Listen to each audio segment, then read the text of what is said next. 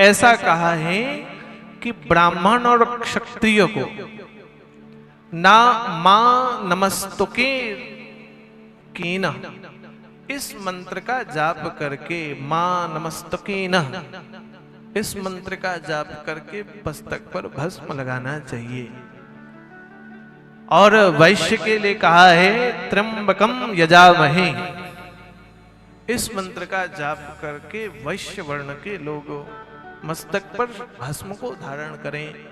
और शिवाय नमः, इस पंचाक्षर मंत्र का जाप करके शूद्र आदि भस्म को धारण करें। सभी कोई भस्म लगा सकते हैं, भस्म लगाने पर कहीं कोई प्रतिबंध नहीं है।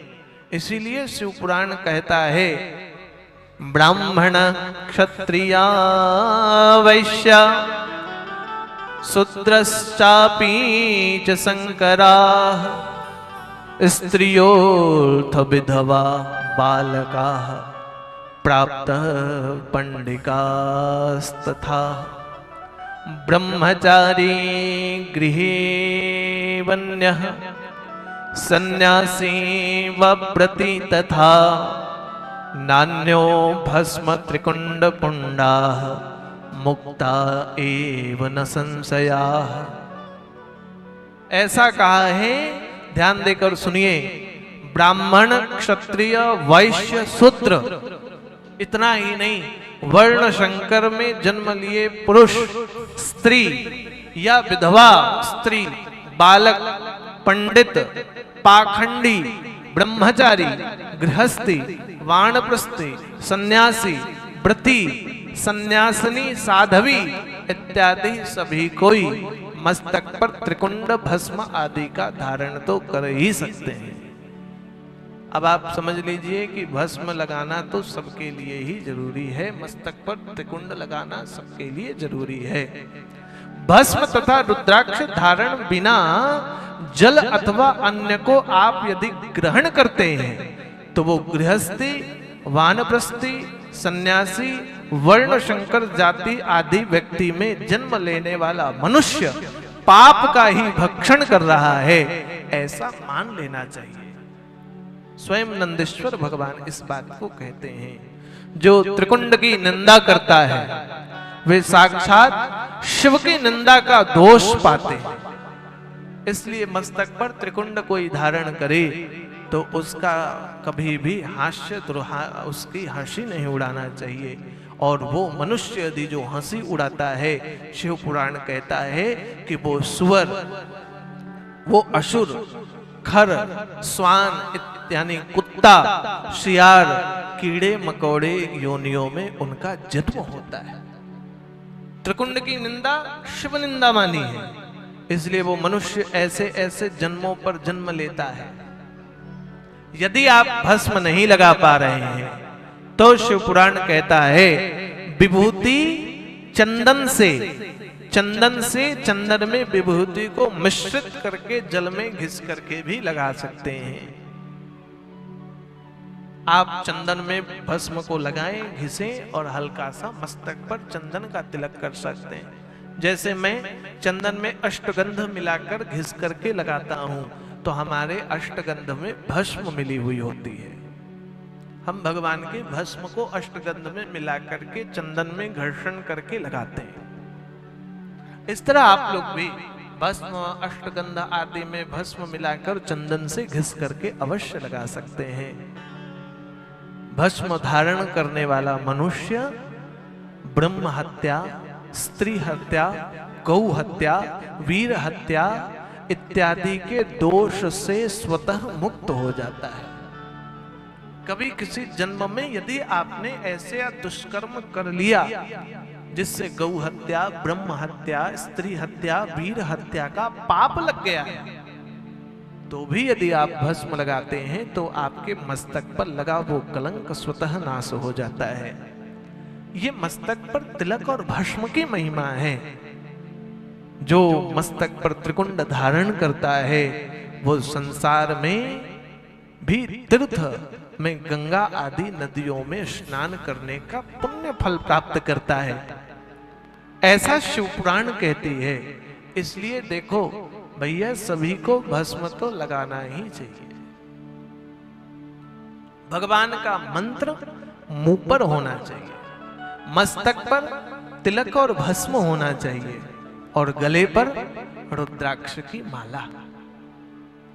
रुद्राक्ष श्रेष्ठ है। भगवान शिव कहते हैं कि पूर्व काल की बात है, जब भगवान महादेव घोर तप पर बैठे, नंदेश्वर भगवान सनकादि ऋषियों को और सूत जी महाराज सौनकादि ऋषियों को कह रहे हैं कि भगवान शिव का कथन है ये कि पूर्व काल में जब भगवान हजारों वर्षों की घोर तप पर चले गए तो तप के प्रभाव से भगवान के नेत्रों से जल की बूंदें प्रकट हुई।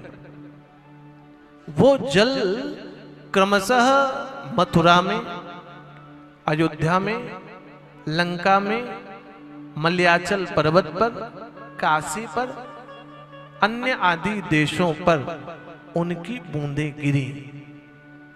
उनकी बूंदें गिरने से वहां श्रेष्ठ रुद्राक्ष के पेड़ उत्पन्न हुए। भगवान शिव के तप से प्रकट होने के कारण रुद्राक्ष अति श्रेष्ठ है। प्रत्येक जीव को रुद्राक्ष तो पहनना ही चाहिए। ये भारत है, शिव पुराण 14 मुखी तक रुद्राक्ष का उल्लेख करता है। कितने मुखी तक? 14 के बाद 2 प्रकार के और रुद्राक्ष, गौरी गणेश आदि रुद्राक्ष।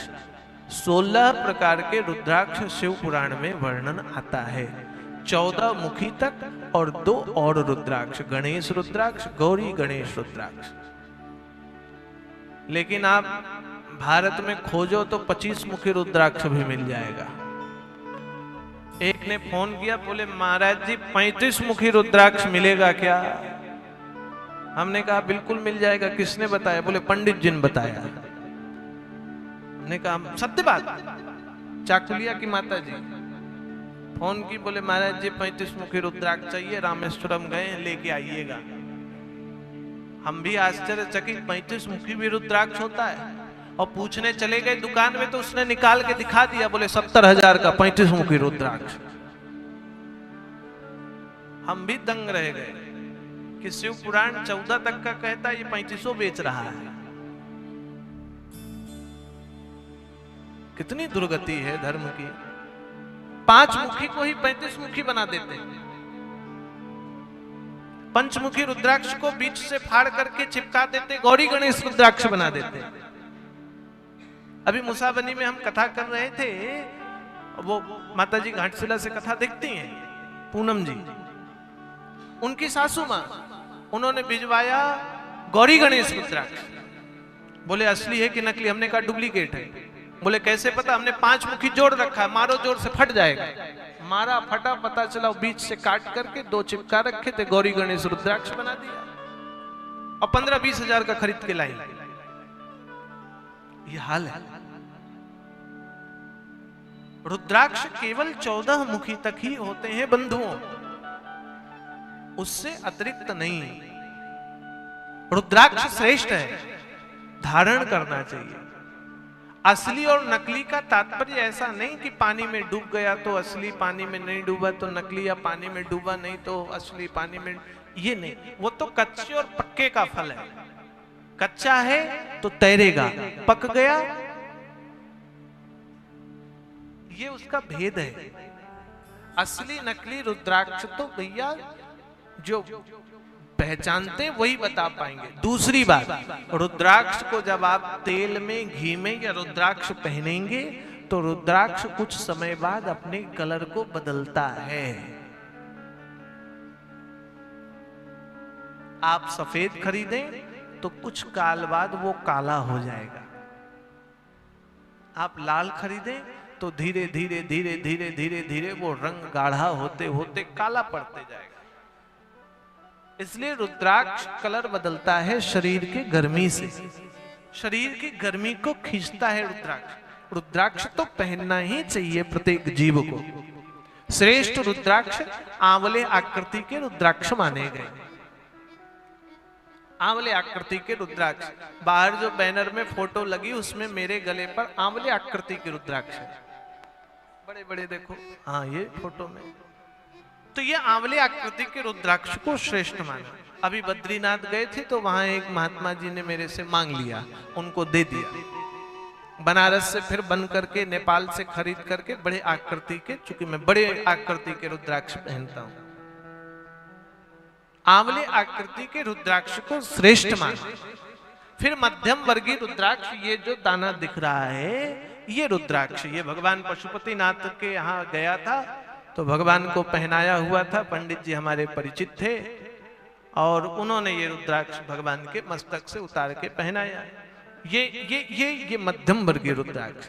और फिर जो जाप आदि में छोटे रुद्राक्ष हम लोग पहनते हैं, जो छोटे होती हैं, वो सामान्य, उनसे भी कम। इसलिए देखो रुद्राक्ष के लिए तो कहा रुद्राक्ष पहनना ही चाहिए प्रत्येक जीव को। जिस रुद्राक्ष को कीड़े ने खा लिया हो, जो रुद्राक्ष खंडित हो, जो रुद्राक्ष फटा हुआ हो, जिस रुद्राक्ष में उभरे हुए दाने न हो, जो रुद्राक्ष पूरी रूप से गोल ना हो, इन 5 प्रकार के दोष युक्त रुद्राक्ष को नहीं पहनना चाहिए। ऐसा वर्णन शिव पुराण में कहता है। जानते हो, शिव पुराण कहता है 1100 रुद्राक्ष को अभिमंत्रित करके जो मनुष्य पहनता है वो स्वयं रुद्र रूप ही होता है।